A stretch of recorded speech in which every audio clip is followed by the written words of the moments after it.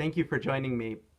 As a humanities professor, and especially as a philosophy professor, I am frequently asked by my students how to write a good paper.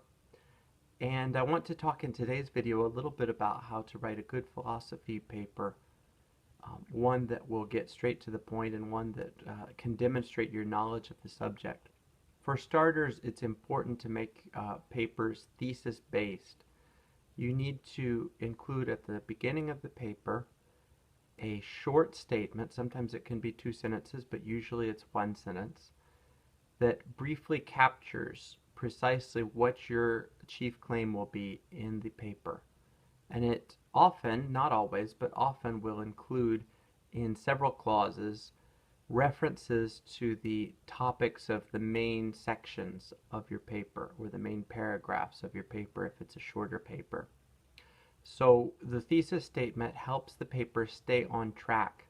When the paper does not have a thesis, frequently I have found through experience that papers will tend to skate around. They'll move from one topic to another without really staying on target and completing the paper in accordance with the instructions laid out at the beginning. So the thesis is crucial to the ability of the paper to skate in its lane or to stay on its train track, so to speak. Another tip that I want to offer is to write with topic sentences. Each paragraph needs to be initiated with a single sentence that briefly captures what you want to say in that paragraph.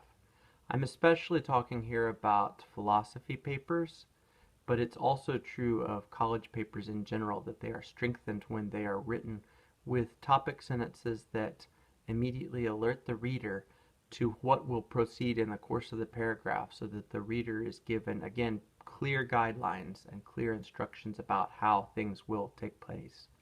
Speaking of paragraphs, each paragraph should be devoted to a single complete thought. You don't want to have your paragraphs moving around among a variety of different thoughts. That tends to lead to a kind of a peripatetic reader experience, a reader experience that has difficulty tracking you or following your train of thought. For clarity for yourself and for your readers, it's important to devote each paragraph to a single overall thought. Additionally, especially as a philosophy professor, I see a lot of students who seem to think because of the subject matter, college philosophy, they need to write with complex words and lengthy sentences.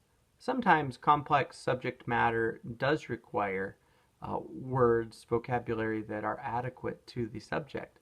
But frequently what I have seen, more frequently I should say, is that students tend to perhaps be intimidated by the subject matter. They tend to write with words that are too difficult to understand, or words whose meaning, whose connotations, they might understand the denotation of the word, but the connotation of the word is something that they don't have a full grasp on, and they end up using incorrect words.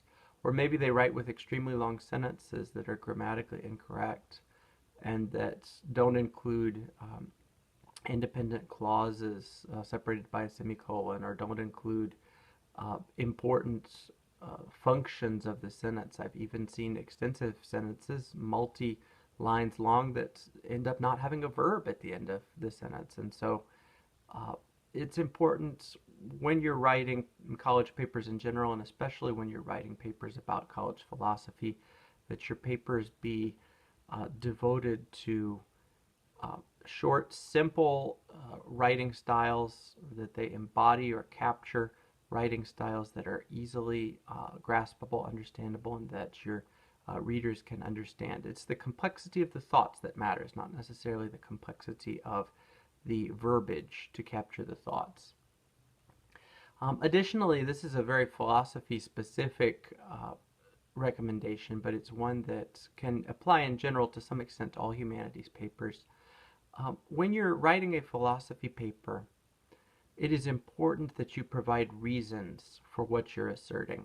Just asserting something and believing it to be the case, maybe you feel strong conviction about it, does not constitute a substantial argument. In order to provide an argument, you need to make a claim and then back your claim up with reasons. You can't just say Aristotle says XYZ. You have to say Aristotle says XYZ and he is correct for reasons ABC, or he is incorrect for reasons D, E, F.